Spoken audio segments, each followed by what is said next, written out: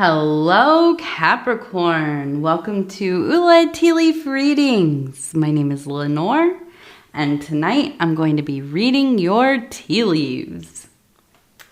All right, so Capricorn, we have the Four of Swords. And this is all about truth. I was going to say truth. That's not the right TR word. No, it's about truth, right? Coming to at least some kind of an agreement, or at least to agree to not agree, right? But it also is, we're dealing with the swords energy, right? The swords are air, and air is mind. It has to do with things of the mind. And so when we get to this point, and you can see all of these swords are pointed at each other, and they're perfectly balanced on an open flower. Oops, this is way off. There we go. I was looking at the card. And yes, on an open flower. So this really, in my mind, whenever I see the Four of Swords, it's kind of like that feeling of when you think something is not going to work out. Right? You think, oh my gosh, this is going to be the worst. Oh, here's a good example. Very timely if you're in the United States, right?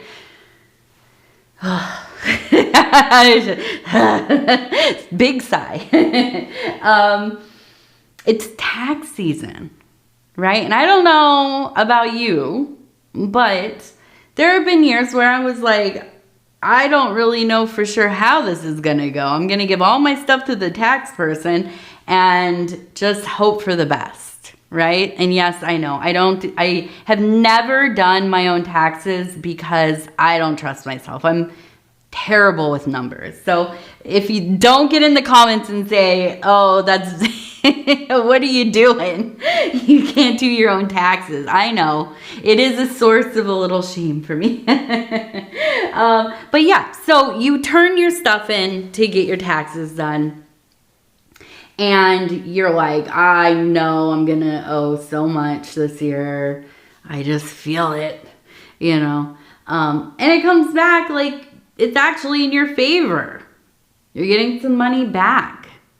Well, I don't, you know. But not, or you break even, right? You don't have to pay in. That's like, whew, thank you. But yeah, so that almost kind of is the energy, that feeling of dread. I'm going to do my best. I'm going to do my best. I'm going to do everything I can here. And somehow you figure it out. And you might even be surprised. But it's not even about that part. What it's about is the feeling after, right? The sensation of relief. Of not having that super oppressive feeling right there. Now, it might not be gone forever, right? Because the truce is just a truce. It's not an agreement that this is going to be the everlasting, you know, truce. But for now, there's room to breathe. There is an ease, okay? So we'll stick with that. We're going to stick with that. Now, Capricorn, I'm going to turn this thing real fast here. And we knock to be polite. All right, here we go. I'm going to lift it up and take a look. And I want to say thank you for deciding to click on this reading. And I know it's messy. I'm just trying to get some of the tea out of the bowl part that I'm using because it will shift things around. So we have a big heart right there. Look at that thing. So there's a big heart. And again, thank you for showing up here. Ooh, we have the Queen of Cups.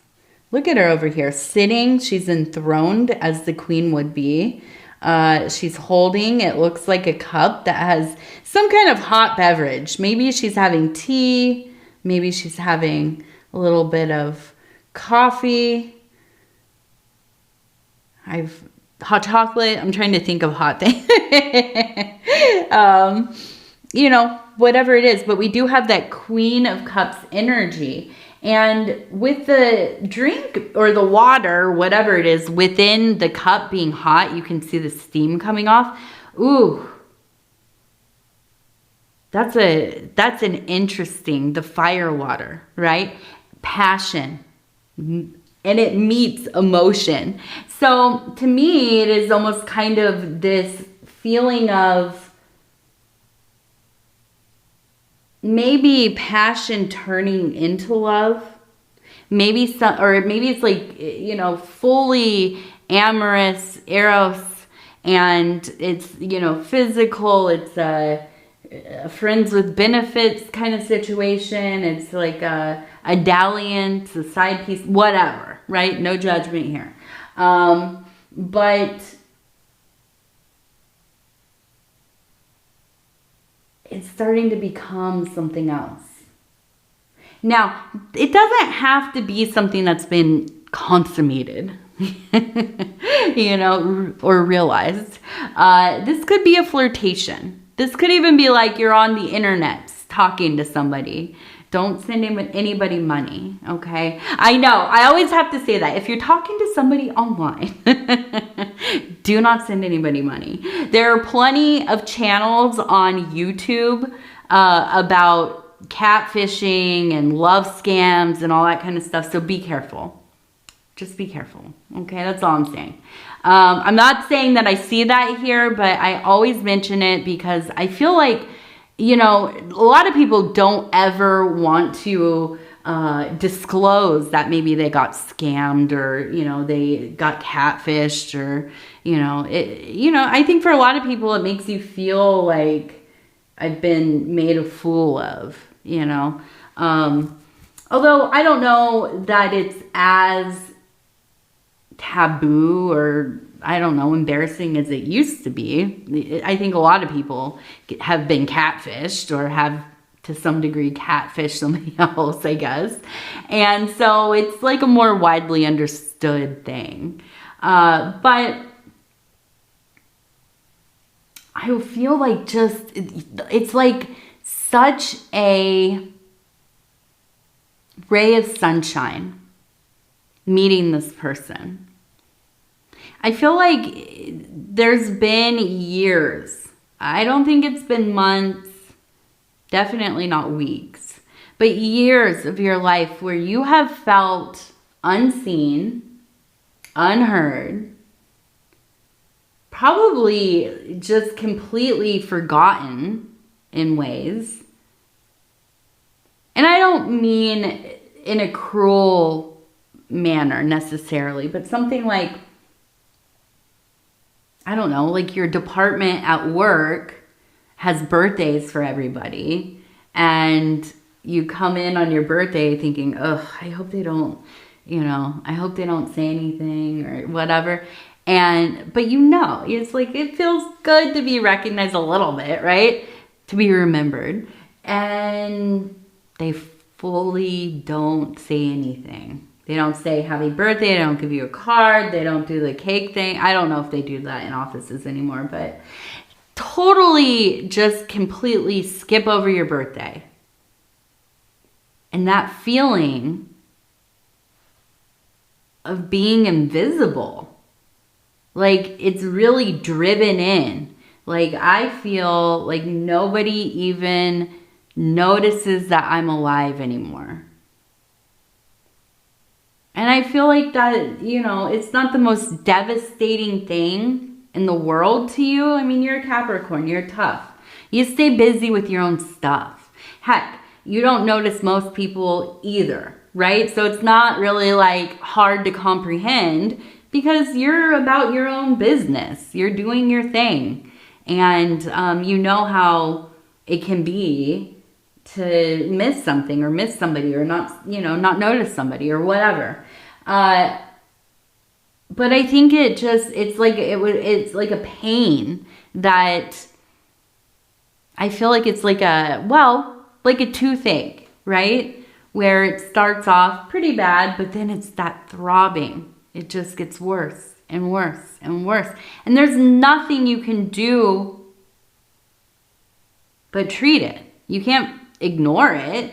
It's only going to continue to get worse. It could become catastrophic, right? But then I think you meet this person, and I have to talk about this. I don't know why, but I keep seeing somebody, and there's the heart, but I keep seeing this as like a stuffed animal with the eyes. And it's almost like, I don't know, like a little brother or somebody, maybe a little sister or somebody who is younger than you. I don't know what happened with them. I don't know if they passed away or if, something happened like with mental health, addiction. Maybe they just kind of went no contact. They disappeared out into the wild, whatever. I don't know. But it doesn't feel like they're present in your life right now. And that feels very painful when you think about it. And I'm sorry to bring it up. But I keep seeing this younger child who's, not yet like 10, but around that age, right? Maybe younger, like 7, 8, 9, whatever. And showing me all of these stuffed animals for some reason. Like I feel like maybe they collected them, or maybe like when you got older, you gave all of your stuffed animals to them.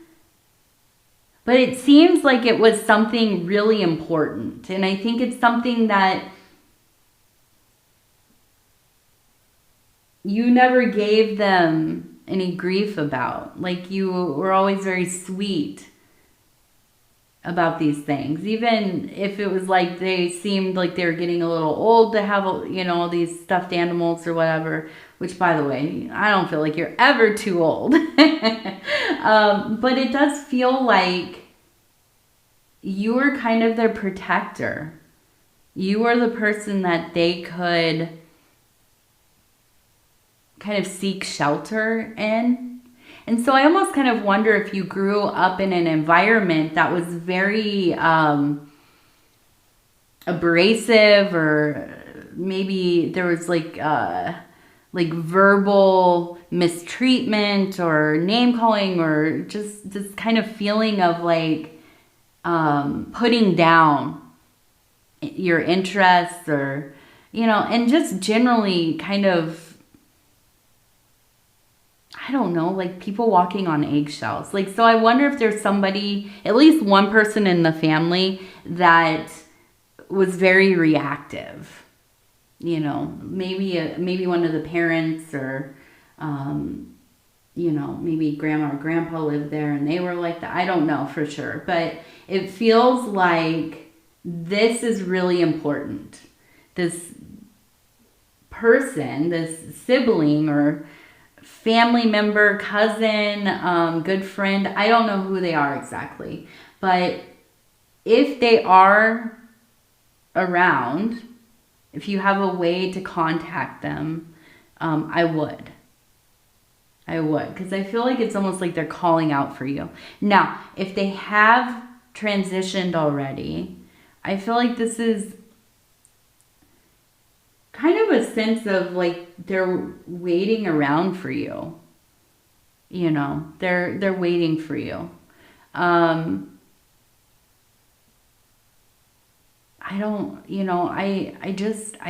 feel like there's a layer of sadness, of lament. But beneath that, there's so much happiness and interconnectedness. It's almost like you are twins, but I don't think you are. I think you must have been probably older. Maybe not, though. I don't know. Maybe they were old. It's hard to say, because a lot of times it's hard to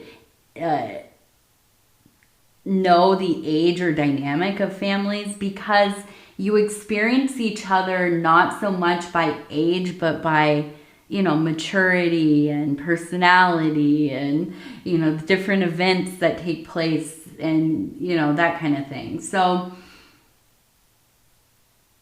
I'm not sure.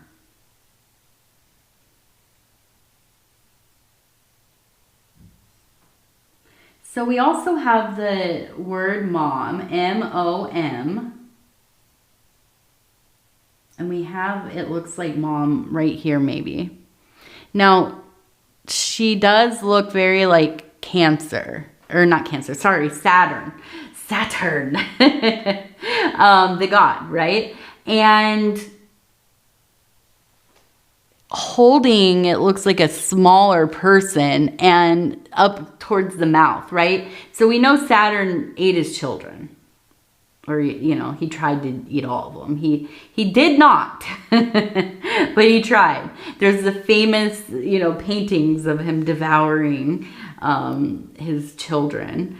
And so, yeah, I feel like this is probably, it's probably very symbolic of the mother wound. So I wonder if the mother, if your mother, grandmother, somebody who was like a mother figure, was the one that was very hard, very harsh, very critical, right? Always kind of picking at and making you feel like less, And I don't know, that she did this on purpose. Maybe it's her own stuff. She had a hard life and it kind of came out in how she communicated with people. But I do feel like, also there's the number 77 right here. But I do feel like it's almost like a monster. Right? Like, it's almost like when you think of her, it's like a caricature of the extreme. It's the extremes of her personality. So I'm guessing that probably mom has passed away. Or you're out of contact completely. Because to me, it feels like she exists in your mind as this one thing. And often that will happen when we lose contact with somebody or they pass away or, there's not any more building of memories together. And people can become almost like archetypal in our minds, right? And so that's why I feel like maybe she's not part of your life anymore, because she really does. She exists as this, kind of a monster in your mind. And so I feel like you must be you're going through a season of doing this deep self-work, right? And really focused on the inner child work. It must be because we have this family member who's like kind of calling out to you, who you are experiencing as a child. They were a child when you were a child, and your memory is kind of bringing them back to you as the child. And this mother thing, it feels like for some reason you've reached a blockage and maybe you've tried to get around it, find another way, and that's worked for a while, but now it's kind of like, okay, now I know I really have to do something here. And now go look up the mother wound. I think it's important that we all understand, how this can manifest. Now, I try not to be within the school of thought that everything is blamed on our parents, but they are the initiators. They're the gatekeepers. They bring us into this world and then they raise us up, at least for some years. Usually. I mean, that's not always the case. But they are our initiators, right? And they establish our beginnings, right? And they help us, hopefully, to find the beginning pieces to start building our worlds, right? And start to meet ourselves and so on and so forth. So when that is traumatic, it can be devastating. It's not the whole picture. Absolutely, it's not. But it's a very fundamental aspect. So I imagine we all come to this place where we have to not only do the work with our, creators, basically, our parents, but then we have to do the inner child work as well. And it seems like you're in the thick of that, okay? I'm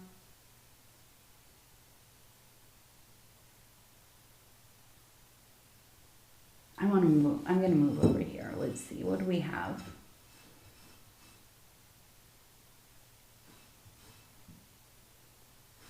We have the number 5.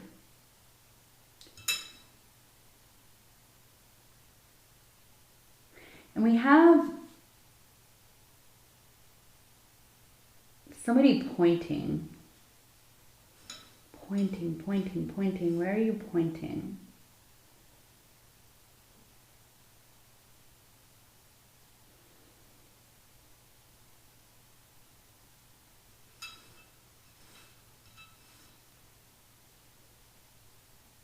So I almost kind of feel like you're dealing with somebody, maybe this is one of your kids, maybe this is somebody that you're mentoring, maybe it's a spouse or a family member, or I don't know. But it almost kind of feels like, I keep hearing this, do you want to be known or do you want to make money? Now, these things are not mutually exclusive, but I feel like this is almost a person who is kind of like perpetually online, and probably like they post a lot on different social medias. They're probably even creating their own content.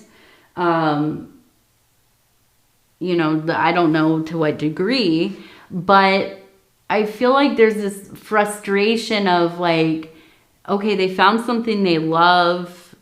They spend all their time thinking and doing this and, going places so they can film themselves or take pictures or whatever, but they're not making money necessarily from it yet.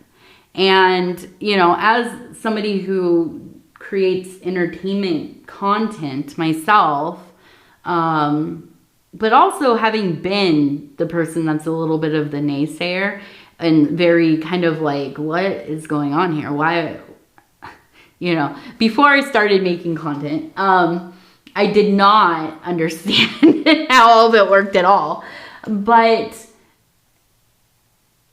it feels like a worry. It feels to me almost kind of like you have that old school mentality of like, like you got to have a real job. You have to go to school. You have to, do things in the physical world and, something of meaning, right? And I could see how it's really hard to understand, especially young people.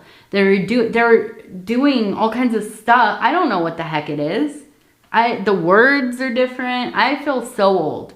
I definitely feel like when I was a kid and all of the older people are like, what is, these kids are crazy. They're lazy. They don't know what they're doing. They're, whatever.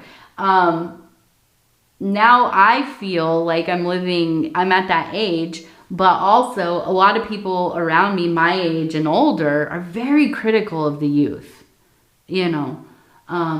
because they are a different kind of human. And I don't mean that in a derogatory way. I mean that, and they have grown up so differently.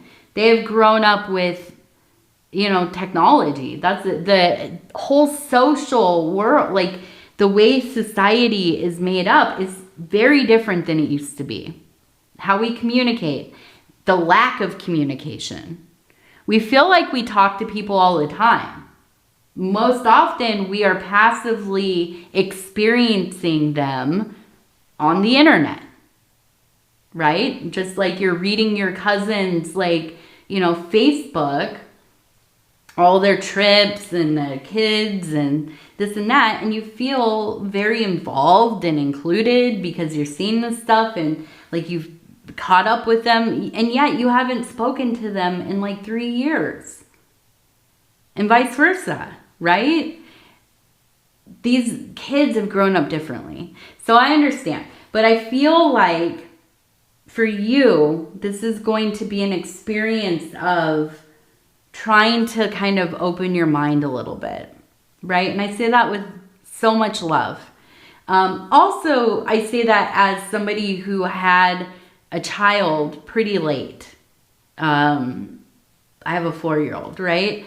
And so I'm like the same age as some people's grandparents in her classes, right? Some of her fellow students' parents are like very young. I mean, they seem like young kids to me.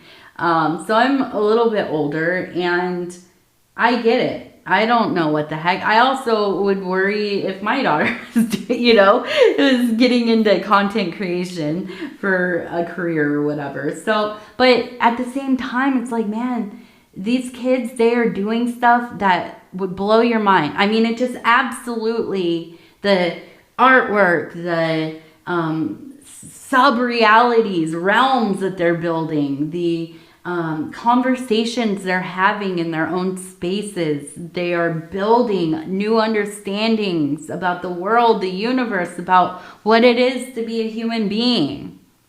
And a lot of it just doesn't make sense to us, but it doesn't have to, right?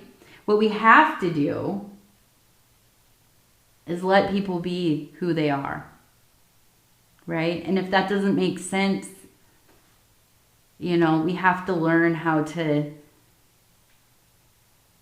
be okay with that, right? And it's hard when it's your own kid. It's hard.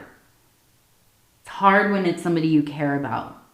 It's hard when you can't be like, hey, I did this already. Look at what happened to me. You should be learning from my mistakes. I don't want you to have to make the same mistakes. It doesn't work that way all the time. Right? And we know that. Try to remember what you were like when you were their age. I guarantee you were not doing everything your parents wanted you to, or your grandparents or whatever, right? So I think this is like a challenge. This is like your little mini challenge to kind of get through how you're feeling and, allow them to figure it out. And if they don't, if they fail, if they fall, then that's probably even more success than if they did gain some traction, right? Because we need to fail in life. We need to learn what doesn't work. We need to know what it feels like to have a dream, put a lot into that dream, and nothing happens with it. It fails. I know that's harsh, but it's the reality of things. We need to know how to fail. Because you will. You'll fail way more than you succeed in life. Usually, I would say. So, let's do our lucky numbers. Number 78. Number 10. Number 2. All right, 78, 10, and 2. And we'll do our gratitude affirmation cards. And I'm just going to flip through, stop where it feels right. And it says, Royal Feast. I enjoy delicious food. Today, I delight in every bite as if I am feasting at a royal table. I savor the flavors the energy and the pleasure from eating foods I love. Practice during your meals.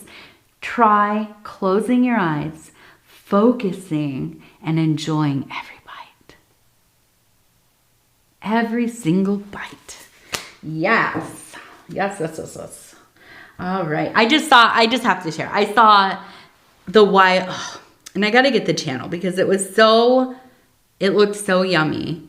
Let's see. I'm sorry. I'm on my phone looking it up real quick. I want to find the YouTube video of it. I think this was it. Was this it? No. I got to shout out the right channel.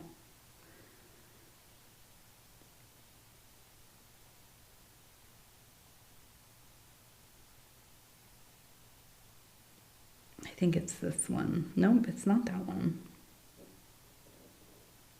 It has to be in here. Oh no, it's on my other account. Oh, there it is. There it is. Okay. It's from a channel called Tatiana's Everyday Food. Tatiana's. That's Tatyana. Tatiana. Everyday Food. And so she made a pistachio raspberry Swiss roll cake thing. It was beautiful. It was gorgeous. I fell in love. I'm super stoked on trying to make that myself. But yes, enjoying beautiful food. Absolutely. Okay, so then we'll end with our inner child oracle. This will be the last one. Here we go. Okay, and it says, there is hope ahead. Number 35, there is hope ahead. Have courage and take heart, for there is hope. For there is hope. All right, Capricorn, I'm going to go ahead and tell you I love you because I do. And I thank you so much for spending this time with me. It is always such an honor to be able to bring these messages to you. If you want to like, subscribe, or leave a comment, I would love to hear from you. Other than that, again, I just want to say I love you. Take care of yourself. We'll talk in a few days. Good night.